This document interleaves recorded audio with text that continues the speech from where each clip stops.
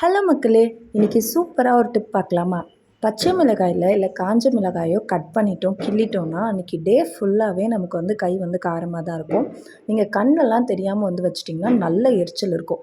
அந்த மாதிரி இனிமேல் ஆகக்கூடாதுன்னா இந்த சிம்பிள் டிப்பை ஃபாலோ பண்ணுங்கள். நீங்கள் பச்சை மிளகாய் இல்லைன்னா காஞ்ச மிளகாய் எதில் கை வச்சதுக்கப்புறமா கொஞ்சமாக பாலில் நம்ம கையை ஒரு 5 நிமிஷம் ஊற வச்சுட்டு நீங்கள் நார்மலாக எப்பயும் போல் வாஷ் பண்ணிங்கன்னா உங்களோட கையில் இருக்க காரம் எல்லாமே போயிடும். இனிமேல் அடுத்த தடவை பச்சை மிளகாயில் கை வச்சிங்கன்னா இந்த டிப்பை கண்டிப்பாக ஃபாலோ பண்ணிவிடுங்க.